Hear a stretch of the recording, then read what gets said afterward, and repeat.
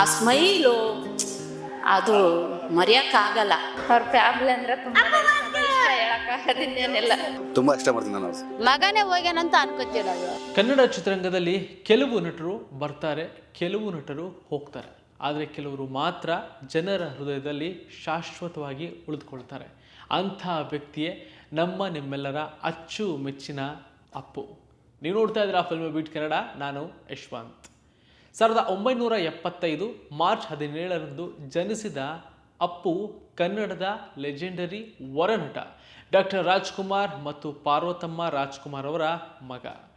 ಬಾಲನಟನಾಗಿಯೇ cine ಜೀವನ ಆರಂಭಿಸಿದ ಅಪ್ಪು ಬೆಟ್ಟದ ಹೂ ಸಿನಿಮಾದ ಅಭಿನಯಕ್ಕೆ ರಾಷ್ಟ್ರ ಪ್ರಶಸ್ತಿಯನ್ನು ಆ ಚಿಕ್ಕ ವಯಸ್ಸಿನಲ್ಲೇ ಪಡೆದುಕೊಂಡಿದ್ರು. ಬಾಲನಟನಾಗಿ ಆರಂಭವಾದ ಅವರ ಪಯಣ 2002ರಲ್ಲಿ ಅಪ್ಪು ಸಿನಿಮಾದ ಮೂಲಕ ಹೀರೋ ಆಗಿ ಹೊಸ ಇತಿಹಾಸವನ್ನು ಸೃಷ್ಟಿ ಮಾಡ್ತಾರೆ. ಆ ಸಿನಿಮಾದಿಂದಲೇ ಅಭಿಮಾನಿಗಳು ಅವರನ್ನು ಪವರ್ ಸ್ಟಾರ್ ಅಂತ ಕರೆಯಲು ಆರಂಭ ಮಾಡ್ತಾರೆ.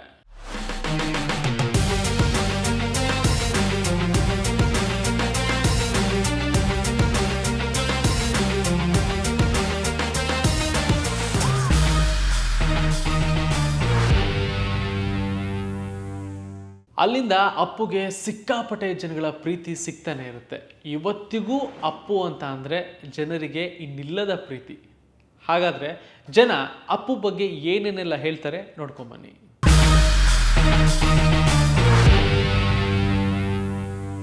ಪ್ರತಿ ವರ್ಷ ಅಲ್ಲ, ಭಾನುವಾರ ಇದ್ರೂ ಬಿಡಲ್ಲ. ನಾವು ಇಲ್ಲಿ ಬಂದೇ ಹೋಗೋದು. ಕೆಲಸ ಇಲ್ಲ ಅಂದ್ರೆ ನಾವು ಇಲ್ಲಿ ಬಂದನೇ ಹೋಗೋದು. ಅವರೇ ಇಲ್ವಲ್ಲ, ಅಷ್ಟು ದೊಡ್ಡದಾಗಿ ಫಿಲಮ್ಗಳು ಅವೆಲ್ಲ ತೆಗಿತಿದ್ರು. ಒಂದೇ 10 ನಿಮಿಷದಾಗೆ ಅವರೇ ಹೋಗ್ಬಿಟ್ರಲ್ಲ. ನಮಗೆ ಏನಾಗ್ಬಿಡ್ತು, ಅವ್ರದ್ದು ನಮ್ದು ಸಾವು ಅವ್ರಿಗೆ ಕೊಡ್ಬೇಕನ್ನೋ ಆಗ್ಬಿಡ್ತು ನಮ್ಗೆ. ಅವತ್ತಿನ ದಿನ ಮಗನೇ ಹೋಗ್ಯಾನಂತ ಅನ್ಕೋತೀವಿ ನಾವು. ಅಪ್ಪವ್ರದ್ದು ಹೇಳ್ಬೇಕಂದ್ರೆ ತುಂಬಾನೇ ಬೇಜಾರಮ್ಮ. ಅವ್ರು ಹೋಗಿದ್ದ ದಿವಸ ತುಂಬಾ ಬೇಜಾರು. ನಮ್ಮ ಮನೇಲಿ ನೋಡ್ಬಿಟ್ಟು ಟಿವಿಯಲ್ಲಿ ನೋಡ್ಬಿಟ್ಟು ನಾವೇನು ಇಲ್ಲಿ ಬಂದಿಲ್ಲ, ಅಲ್ಲೇ ಮನೆಯಲ್ಲೇ ನೋಡ್ಬಿಟ್ಟು ಕಣ್ಣೀರು ಹಾಕ್ತಾ ಇದೀವಿ. ನಾನು ಇವತ್ತು ನಿಜವಾಗಿ ಹೇಳ್ತಿದ್ದೀನಿ. ನಾನು ಅವ್ರದ್ದು ಲಾಸ್ಟ್ ಸಿನಿಮಾ ಗಂಧದ ಗುಡಿ ನೋಡಿದವಳು ನಾನು. ಇನ್ನೂ ಅದ್ರ ಯಾವ ಫಿಲ್ಮಿಗೆ ಥಿಯೇಟ್ರಿಗೆ ಮೆಟ್ಲಿಗೆ ಹೋಗಿಲ್ಲ.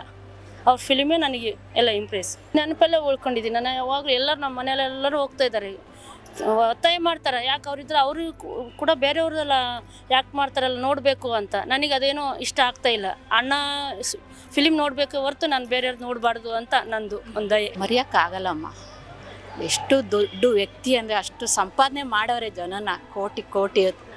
ಆದರೆ ಏನು ಒಂದು ಟಿ ವಿಲಿ ಹಾಕ್ಲಿ ಒಂದು ದುಃಖ ಆಗುತ್ತೆ. ಯಾಕಪ್ಪ ಇವ್ರು ಹಾಕ್ತಾರೆ, ಅವ್ರು ನಾವು ಮರೆಯೋಕ್ಕಾಗಲ್ಲ. ಅಭಿಮಾನಿಗಳು ಹಂಗೂ ಹಾಕ್ತಾರೆ, ಕಣ್ಣೀರು ಬರುತ್ತೆ. ಅಪ್ಪು ಅವ್ರ ಸ್ಮೈಲು ಯಾರಿಗೂ ಇಲ್ಲ, ಆ ಥರ ಗುಣ ಇಲ್ಲ ಯಾರಿಗೂ ಆ ಥರ. ಅವ್ರನ್ನ ಮರೆಯೋಕ್ಕಾಗಲ್ಲ ಅಂತ, ಅವ್ರನ್ನ ಮರೆಯೋಕ್ಕಾಗಲ್ಲಮ್ಮ. ಇದು ಹಾಕಿಸ್ಮೇಲೆ ಸ್ವಲ್ಪ ನನಗೆ ನೆಮ್ಮದಿ ಆಯಿತು. ಅವ್ರ ಮನಸ್ಸಲ್ಲೇ ಇದ್ದಾರೆ ಅವರು. ಇನ್ನೂ ನೆನಪಲ್ಲಿದ್ದಾರೆ ಅವರು. ಹೋಗಿಲ್ಲ, ನೆನಪಲ್ಲಿದ್ದಾರೆ ಅವರು.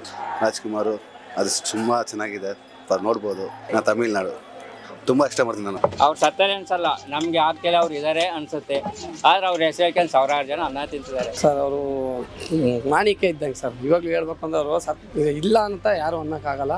ಅವ್ರು ಬದುಕಿದ್ರು ಒಂಥರ, ಅವ್ರು ಇಲ್ಲದೆ ಇದ್ರು ಬದುಕಿದ್ದಾರೆ ಅಂತಲೇ ನಾವೆಲ್ಲ ಈಗ ಹಂಗೆ ಅಂದ್ಕೊಂಡಿದ್ವಿ.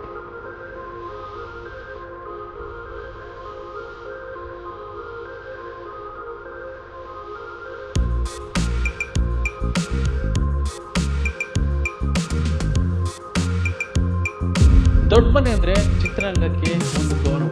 ಅದರಲ್ಲೂ ಅಪ್ಪು ಅಂದರೆ ಚಿತ್ರರಂಗದವರಿಗೆ ಹೆಚ್ಚು ಪ್ರೀತಿ. ಹಾಗೆ ಚಿತ್ರರಂಗದ ಗಣ್ಯರು ಅವರು ಕಂಡಂಥ ಅಪ್ಪು ಹೇಗೆ ಏನು ಅನ್ನೋದನ್ನ ಹೇಳಿದರೆ ನೋಡ್ಕೊಂಡು. ಅಪ್ಪು ಸರಲ್ಲಿ ಆ ಗುಣಗಳು ತುಂಬ ಇದೆ. ಅವ್ರು ನೀವು ಹೊಸಬರಿಗೆ ಅವರು ತುಂಬಾ ಟ್ರಸ್ಟ್ ಮಾಡ್ಬಿಡ್ತಾರೆ. ಹೋಗೋರಂತೆ ಆ ಕಡೆ ಹೋದಾಗ ಹಣ್ಣಿನ ಅಂಗಡಿಲಿ ಹಣ್ಣು ತಗೊಳ್ಳೋರಂತೆ.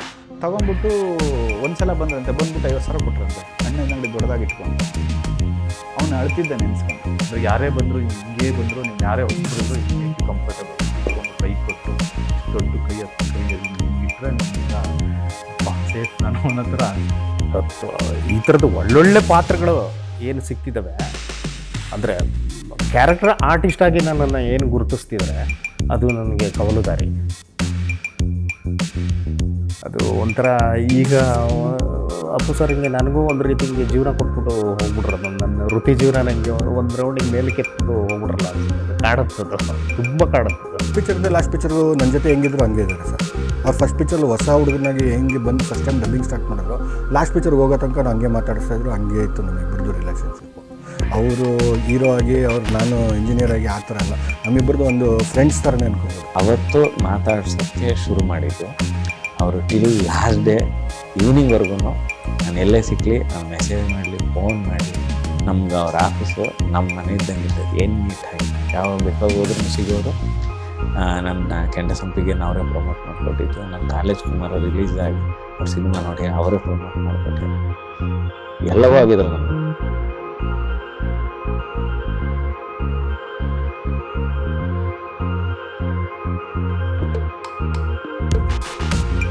ಮಿಲನ, ರಾಜಕುಮಾರ, ಯುವರತ್ನ, ಜೇಮ್ಸ್ ಸೇರಿದಂತೆ ಅನೇಕ ಸೂಪರ್ ಹಿಟ್ ಸಿನಿಮಾಗಳ ಮೂಲಕ ಪುನೀತ್ ರಾಜ್ಕುಮಾರ್ ಕನ್ನಡ ಸಿನಿ ರಂಗದಲ್ಲಿ ತಮ್ಮದೇ ಆದಂಥ ಸ್ಥಾನವನ್ನು ನಿರ್ಮಿಸಿಕೊಂಡ್ರು. ಆದರೆ ಅವರ ಮಹತ್ವ ಸಿನಿಮಾ ಮಾತ್ರ ಆಗಿರಲಿಲ್ಲ. ಸಮಾಜ ಸೇವೆಯಲ್ಲಿ ಅವರು ಮಾಡಿದ ಕೆಲಸಗಳು ಅಸಾಧಾರಣ. ಸಾವಿರಾರು ಮಕ್ಕಳ ಶಿಕ್ಷಣದ ಜವಾಬ್ದಾರಿ, ಅನಾಥಾಶ್ರಮಗಳಿಗೆ ಸಹಾಯ ಮತ್ತು ಅನೇಕ ಸಾಮಾಜಿಕ ಕಾರ್ಯಗಳನ್ನು ಅವರು ಮೌನವಾಗಿ ಮಾಡ್ತಾ ಇದ್ರು. ಈ ಬಗ್ಗೆ ನನ್ನ ಕಲೀಗ್ ಚಂದನ ಅವರು ಇನ್ನಷ್ಟು ಸಂಕ್ಷಿಪ್ತವಾಗಿ ಈ ಬಗ್ಗೆ ಹೇಳ್ತಾ ಹೋಗ್ತಾರೆ, ಕೇಳ್ಕೊಂಬನ್ನಿ.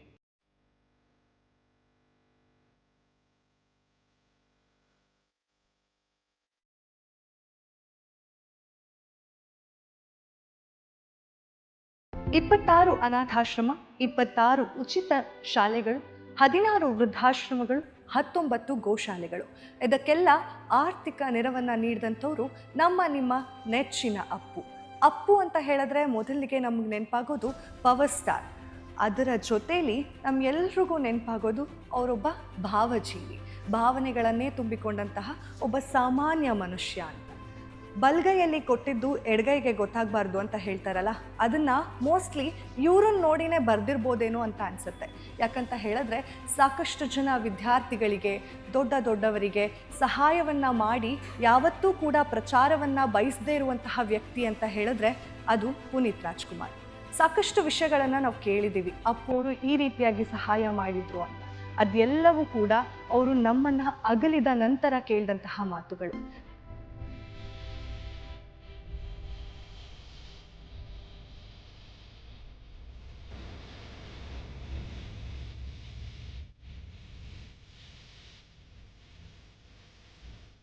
ಕನ್ನಡದ ಕೋಟ್ಯಾಧಿಪತಿ ಮಾಡಬೇಕಾದ್ರೆ ಡೈರೆಕ್ಟರ್ಸ್ ಹಾಗೂ ಪ್ರೊಡ್ಯೂಸರ್ಸ್ ಜೊತೆ ಜಗಳ ಮಾಡ್ತಿದ್ರಂತೆ ಅಪ್ಪು. ಯಾಕೆ ಅಂತ ಹೇಳಿದ್ರೆ, ನೀವು ಕಷ್ಟವಾದ ಪ್ರಶ್ನೆನ ಇಟ್ಟಿದ್ದೀರಾ, ಅವರಿಗೆ ಆನ್ಸರ್ ಮಾಡೋಕ್ಕಾಗಿಲ್ಲ ಅಂತ ಹೇಳಿದ್ರೆ ದುಡ್ಡನ್ನು ಕಳ್ಕೊಳ್ತಾರೆ, ಆವಾಗ ಏನು ಮಾಡಬೇಕು, ಸೊ ಈಸಿ ಕ್ವೆಶನ್ಸನ್ನು ಕೇಳಿ ಅಂತ ಹೇಳಿ ಅವ್ರ ಜೊತೆ ಜಗಳ ಮಾಡ್ತಿದ್ರಂತೆ. ಎಷ್ಟೋ ಬಾರಿ ಅವರು ಸಹಾಯನ ಮಾಡಿ ಇದನ್ನು ನಾನು ಕೊಟ್ಟೆ ಅಂತ ಅವರಿಗೆ ತಿಳಿಸ್ಬೇಡಿ ಅಂತ ಕೂಡ ಹೇಳ್ತಿದ್ರಂತೆ. ಸೊ ಅಷ್ಟು ಸರಳವಾಗಿ ಬದುಕ್ತಂಥವ್ರು ನಿಮ್ಮ ಅಪ್ಪು. ತುಂಬ ಜನಕ್ಕೆ ಸಹಾಯ ಮಾಡಿದ್ದಾರೆ. ಫಾರ್ ಎಕ್ಸಾಂಪಲ್ ಹೇಳೋದಾದರೆ ಶಕ್ತಿಧಾಮ ಇವತ್ತಿಗೂ ಮೈಸೂರಿನಲ್ಲಿ ಒಂದು ದೊಡ್ಡ ಸಂಸ್ಥೆ ಅಂತಲೇ ಹೇಳ್ಬೋದು. ಅಲ್ಲಿ ಸಾಕಷ್ಟು ಜನ ಅಬಲೆಯರಿಗೆ ವಿದ್ಯಾಭ್ಯಾಸವನ್ನು ಕೊಡ್ತಾ ಇದ್ದಾರೆ. ಎಷ್ಟೋ ಜನ ಗಂಡನ್ನು ಬಿಟ್ಟು ಬಂದು ಕಿರುಕುಳಕ್ಕೆ ಒಳಗಾದಂತಹ ಎಷ್ಟೋ ಜನ ಮಹಿಳೆಯರಿಗೆ ಇವತ್ತಿಗೂ ಕೂಡ ಅಲ್ಲಿ ಒಂದು ಸ್ಥಾನ ಇದೆ. ಅಣ್ಣನ ರೀತಿಯಲ್ಲಿ ನಿಂತು ಅವರೆಲ್ಲರಿಗೂ ವಿದ್ಯಾಭ್ಯಾಸವನ್ನು, ಹಾಗೆ ಅವರಿಗೆ ಬೇಕಾಗಿರುವಂತಹ ಆರ್ಥಿಕ ಸಹಾಯವನ್ನು ಕೂಡ ಮಾಡ್ತಾಯಿದ್ರು.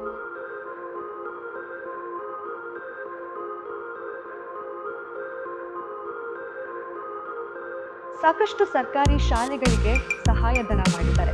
ಎಷ್ಟೋ ಈ ರೀತಿಯಾದಂತಹ ಕೆಲಸಗಳನ್ನು ಮಾಡಿದಂತಹ ಅಪ್ಪು ಅವರು ಇವತ್ತಿಗೂ ಕೂಡ ನನಗೆ ಪ್ರಚಾರ ಬೇಕು ಈ ವಿಷಯಕ್ಕೆ, ಅಥವಾ ನನ್ನನ್ನು ಪ್ರಚಾರ ಮಾಡಿ ಅಂತ ಎಲ್ಲೂ ಕೂಡ ಹೇಳ್ಕೊಂಡಿರಲಿಲ್ಲ.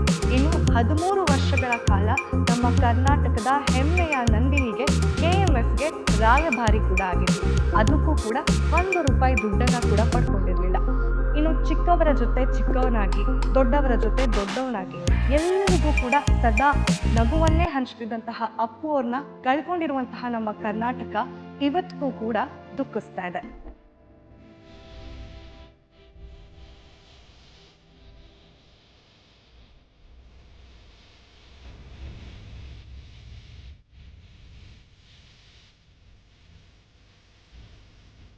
2021 ಅಕ್ಟೋಬರ್ 29ರಂದು ಅವರ ಅಕಾಲಿಕ ನಿಧನ ಕನ್ನಡಿಗರಿಗೆ ದೊಡ್ಡ ಆಘಾತ ಉಂಟು ಮಾಡುತ್ತೆ. ಆದರೆ ಇವತ್ತಿಗೂ ಕೂಡ ಅವರ ಸಿನಿಮಾಗಳು, ಅವರ ಹಾಡುಗಳು ಮತ್ತು ಅವರ ಒಳ್ಳೆತನ ಜನರ ಮನಸ್ಸಿನಲ್ಲಿ ಜೀವಂತವಾಗಿದೆ. ಅದಕ್ಕಾಗಿಯೇ ಅಭಿಮಾನಿಗಳು ಇಂದಿಗೂ ಹೇಳ್ತಾರೆ, ಅಪ್ಪು ಎಂದಿಗೂ ನಮ್ಮ ಹೃದಯದಲ್ಲಿ ಜೀವಂತ, ಅಪ್ಪು ಎಂದಿಗೂ ಅಮರ.